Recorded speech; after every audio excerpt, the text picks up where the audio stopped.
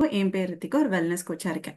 So இந்த இமேஜை பாருங்க. இதுல வந்து பாத்தீங்கன்னா ஒபீஸா இருக்காங்க ஒருத்தவங்க, ஒருத்தவங்க ஃபிட்டா இருக்கிற மாதிரி இருக்காங்க. ஆனா மேல பாருங்க, ரெண்டு பேருமே 85 kg போட்டிருக்கு.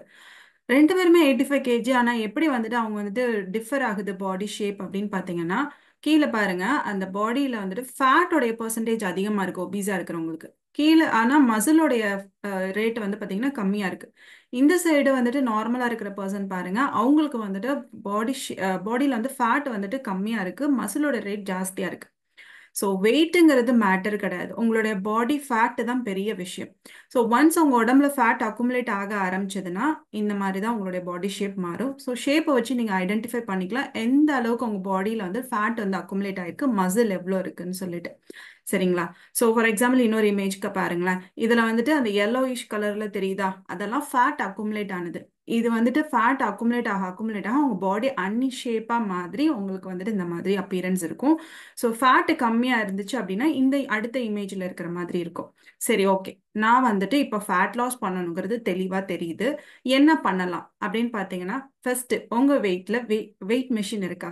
இன்னும் வெயிட்டுக்கும் இதுக்கும் சம்மந்தம் இல்லைங்கிறீங்க, நான் ஃபேட்டை எப்படி மானிட்டர் பண்ணுவேன்னா, ஒன்றும் பயம் இல்லை, ஃபேட் மானிட்டரே இருக்கு. நீங்கள் வெயிட் மெஷின் மாதிரியே தான் இருக்கும், பட் ஃபேட்டும் அதில் வந்துட்டு உங்களுக்கு காட்டும். அந்த மாதிரியான வெயிட் மெஷின் நீங்கள் வாங்கிக்கலாம். வாங்குனீங்கன்னா உங்களுடைய வெயிட்டையும் மானிட்டர் பண்ணலாம், ஃபேட்டையும் மானிட்டர் பண்ணலாம். சரிங்களா? ஸோ வெயிட் மிஷினில் நீங்கள் டெய்லி பேசிஸில் உங்களோட வெயிட்டையும் ஃபேட்டையும் செக் பண்ணுறீங்களா? செகண்ட், உங்களுடைய ஃபுட்டையும் ஒர்க் அவுட்டையும் நீங்கள் ப்ராப்பராக கன்சிஸ்டன்சியாக வச்சுருக்கீங்களா, அதை ட்ராக் பண்ணுறீங்களா அப்படிங்கிறது ரொம்ப ரொம்ப முக்கியம். ஸோ ஃபார் எக்ஸாம்பிள் வந்துட்டு நான் இப்போ ஃபுட்டு வந்துட்டு என்னென்ன சாப்பிட்றேன், இந்த நாள்லாம் நான் வந்துட்டு ஒர்க் அவுட் பண்ணிட்டேன் அப்படின்னு செல்ஃப் மானிட்டரிங் உங்ககிட்ட இருக்கா? தென் உங்களுடைய பாடி மெஷர்மெண்ட்ஸை நீங்கள் மெஷர் பண்ணுறீங்களா? ஏன்னா வெயிட்லேயும் ஃபேட்லேயும் உங்களுக்கு பார்த்தோன்னே அப்பியரன்ஸ் தெரியாது.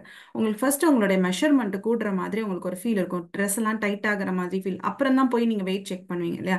ஸோ அப்போ அந்த மெஷர்மெண்ட் வந்துட்டு நீங்கள் வந்துட்டு உங்கள் தொப்புள் சுற்றளவு வந்துட்டு லேடிஸாக இருக்கீங்கன்னா உங்களுக்கு வந்து 80 சென்டிமீட்டரில் இருக்கணும், ஜென்ஸாக இருக்கீங்கன்னா 90 சென்டிமீட்டரில் இருக்கலாம். ஸோ அது வந்து பர்ஃபெக்டாக நீங்கள் வச்சுருக்கீங்களா அப்படிங்கிறத நீங்கள் பார்க்கணும்.